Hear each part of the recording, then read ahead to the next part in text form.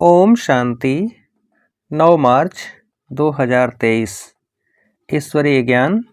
आज की मुरली। मीठे बच्चे, तुम्हें बाप के ऑक्यूपेशन और गुणों सहित उसे याद करना है। याद से ही तुम विक्रमाजीत बनेंगे। विकारों की मैल भस्म होगी। प्रश्न: ज्ञान की धारणा किन बच्चों को बहुत सहज हो सकती है?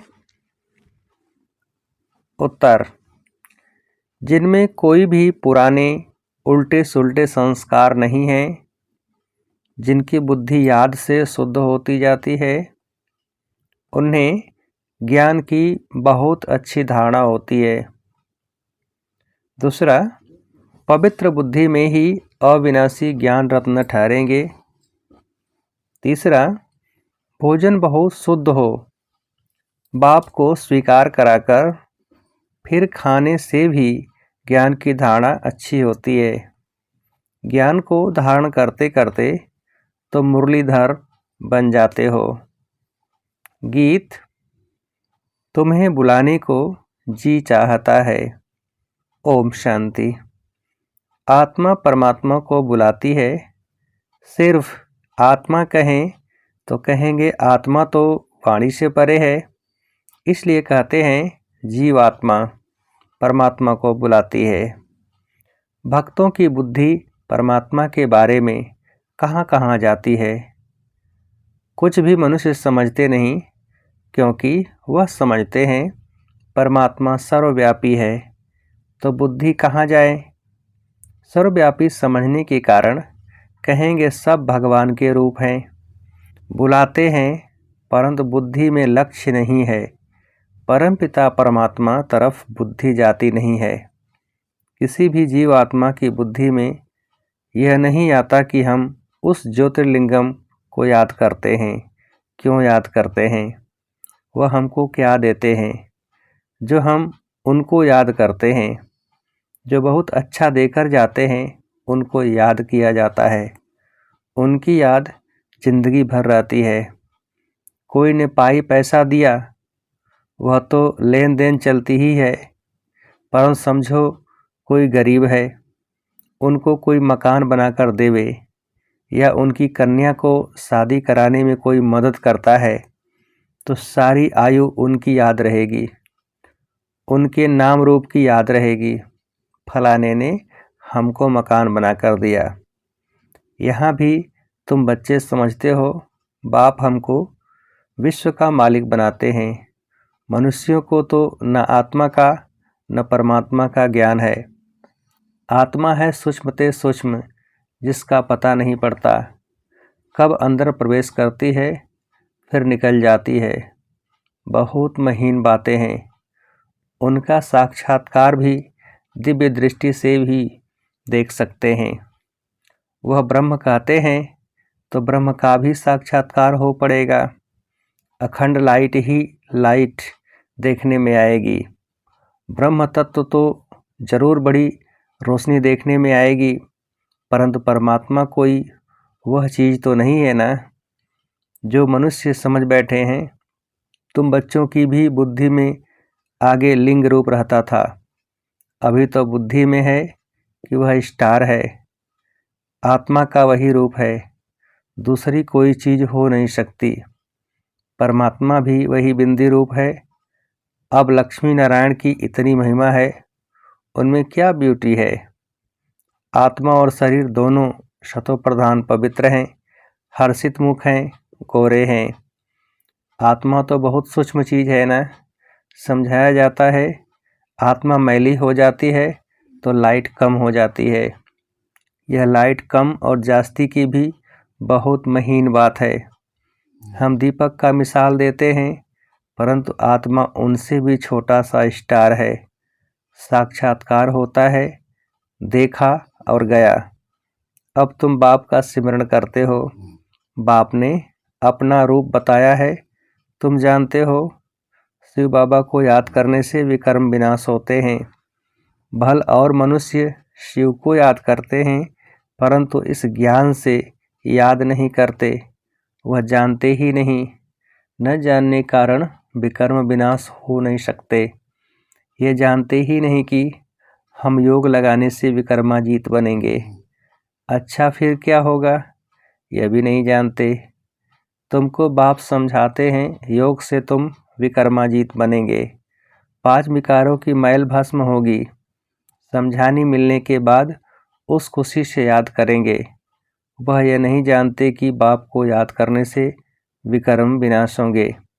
अभी बाप नॉलेज देते हैं, बाकी मनुष्य तो हैं अंधश्रद्धा में, जिससे भक्ति मार्ग में अल्पकाल सुख मिलता है।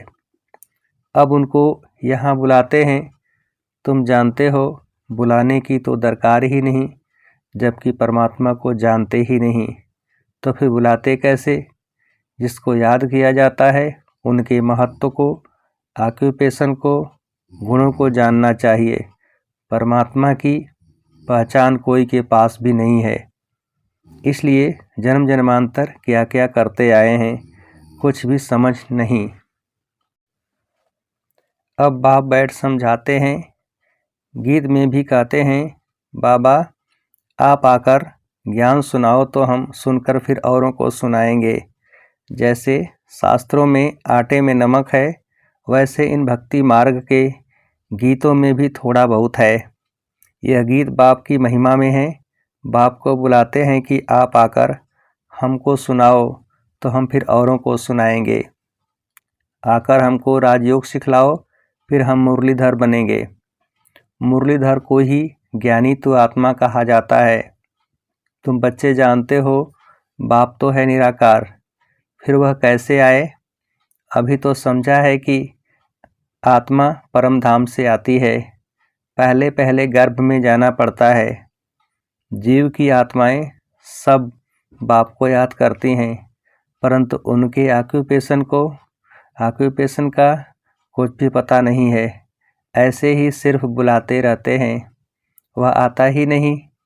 बाप कहते हैं मैं अपने पूरे टाइम पर आता हूँ, जबकि संगम युग शुरू होता है। संगम युग कब आता है, जब रात पूरी हो दिन होना होता है।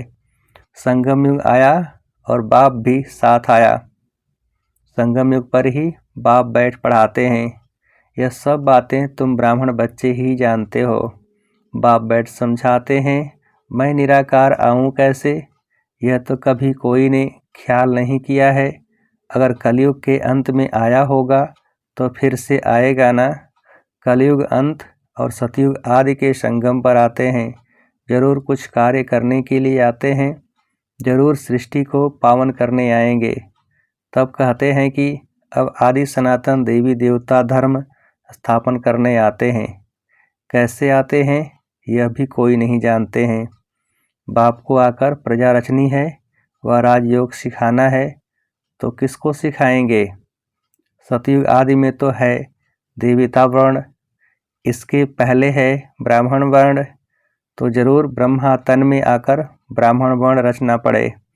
ब्रह्मा को कहा ही जाता है प्रजापिता। अब वह ब्रह्मा आए कहाँ से, क्या सूक्ष्म तन से उतर आए। जैसे दिखाते हैं विष्णु अवतरण, ऊपर से गरुड़ पर सवार हो आते हैं। अब विष्णु को तो यहाँ आना नहीं है। विष्णु के 2 रूप लक्ष्मी नारायण जो हैं, उन्होंने भी यहाँ इस पढ़ाई से यह पद पाया है। विष्णु के 2 रूप लक्ष्मी नारायण ही पालना करते हैं, परंतु ऐसे कोई गरुड़ पर उतरते नहीं हैं। और फिर वहाँ लक्ष्मी नारायण की आत्मा कोई इकट्ठी नहीं आती है। पहले नारायण की आत्मा आएगी, फिर लक्ष्मी की आएगी।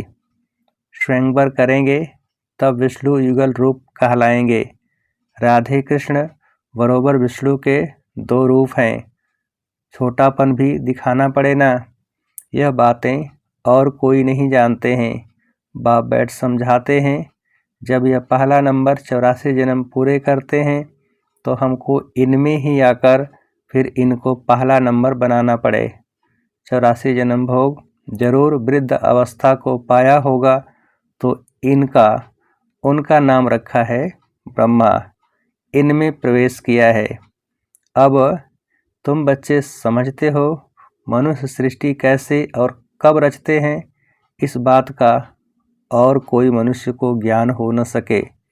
मनुष्य जब कोई अच्छी नई चीज़ की इन्वेंशन निकालते हैं तो गवर्नमेंट के पास जाते हैं, फिर वह उसको वृद्धि में लाने में मदद करती है। यह भी ज्ञान ऐसे है, पहले पहले बाप आया, इसमें प्रवेश हुआ, इनमें बैठ ज्ञान दिया। पहले थोड़ा थोड़ा था, अब वृद्धि को पाता जाता है। कितनी गुह्य ते गुह्य बातें तुम सुन रहे हो। पहले हल्का ज्ञान था, अब गहरा मिलता जाता है।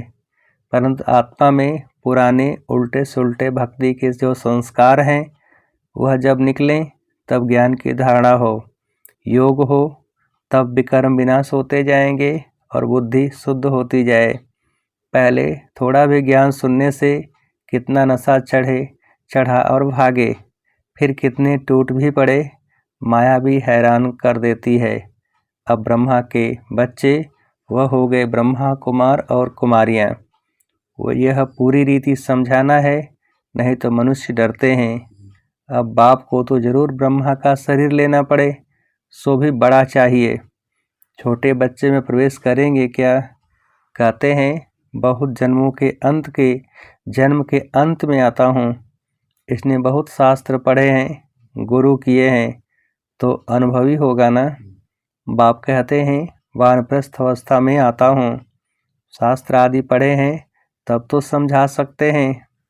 अब तुम बच्चे जानते हो कैसे बाबा आता है और आकर मनुष्य से देवता बनाते हैं, अर्थात पुरानी दुनिया को नया बनाते हैं। तुमको अभी नया बना रहे हैं। इस पुराने तन में राजयोग सीख, फिर सतयुगी नया शरीर जाकर लेंगे, फिर देवी देवता कहलाएंगे। वहाँ माया होती नहीं। यह तुम समझा सकते हो कि हम ब्रह्मा कुमार कुमारियाँ हैं। ब्रह्मा को प्रजापिता कहा जाता है। यह तो सब मानेंगे कि भगवान ने आदम बीबी द्वारा रचना रची है। गीता में कहते हैं मैं राजाओं का राजा बनाता हूँ। शूद्र से ब्राह्मण बनाकर ज्ञान अमृत पिलाए, असुर से देवता बनाते हैं। भले यह लिखा हुआ है, परंतु पहले शूद्र वर्ण से ब्राह्मण वर्ण में लाते हैं, तो तुम समझा सकते हो हम ब्रह्मा कुमार कुमारी हैं। ब्रह्मा है प्रजापिता। वास्तव में ब्रह्मा की संतान तुम भी हो। ब्राह्मणों की शुरुआत संगम पर ही होती है। ब्रह्मा द्वारा हम ब्राह्मण बनते हैं। रुद्र ज्ञान यज्ञ की संभाल करते हैं। हम अपने विकारों की आहुति देते हैं। यज्ञ में सब कुछ स्वाहा किया जाता है ना, तो हम रुद्र ज्ञान यज्ञ में और कोई किचड़ा नहीं डालते। अपने पापों को स्वाहा करते हैं। कोई आग आदि तो जलाई नहीं जाती, न कोई आवाज़ आदि ही करते हैं। वह तो कितना आवाज़ करते हैं, स्वाहा स्वाहा। हम तो योग में रहते हैं, कोई आवाज़ नहीं, चुप। योग अग्नि से पाप भस्म हो जाते हैं। इस रुद्र ज्ञान यज्ञ में योग अग्नि से हम अपने 5 विकारों को स्वाहा करते हैं, तो पाप भस्म हो जाते हैं। ब्रह्मा की बेटी सरस्वती भी गाई हुई है, जिसको जगदम्बा कहते हैं। उनसे सब मनोकामनाएं पूरी हो जाती हैं। वह जगदम्बा फिर लक्ष्मी बनती है। बच्चों को पॉइंट्स तो बहुत समझाई जाती है, धारणा भी हो ना। धारणा तब हो जब योग में रहें, फिर विकर्म भी विनाश हो। बुद्धि पवित्र नहीं होगी तो अविनाशी ज्ञान रत्न ठहरेंगे नहीं। बच्चों को समझाया है कि पहले भोग लगाकर फिर खाया जाता है, क्योंकि उनका ही सब दिया हुआ है। तो फिर पहले उनको याद कर भोग लगाते हैं, आह्वान किया जाता है, फिर जैसे कि साथ में मिलकर खाते हैं। बाबा तो है संपूर्ण पवित्र, हम हैं जैसे भिलनिया। हम याद करते हैं तो क्या बाबा हमारे साथ बैठ खा सकता है? हम अपने को संपूर्ण पवित्र तो कह नहीं सकते, तो हम भिलनियों के साथ वह खाएंगे। फिर वासना ले लेते हैं। वासना लेना कोई खाना तो नहीं हुआ ना, खुशबू ले लेते हैं। हाँ, कोई 75% धारणा करने वाले अच्छे बच्चे भोजन बनाकर बाबा को खिलाएं तो वासना लायक भी हो, क्योंकि बाबा है बिल्कुल शुद्ध। वह हम पतित के साथ खाए यह ला नहीं कहता, वह वासना ले सकता होगा। बाबा कहते हैं, मैं वासना भी क्यों लूं? मैं तो निष्कामी हूँ। वासना लेने के भी मेरे पास कामना नहीं है। मैं 100% निष्कामी हूँ। भोग ऊपर जाता है, बहुरूपी बैठ देवताओं को खिलाते हैं।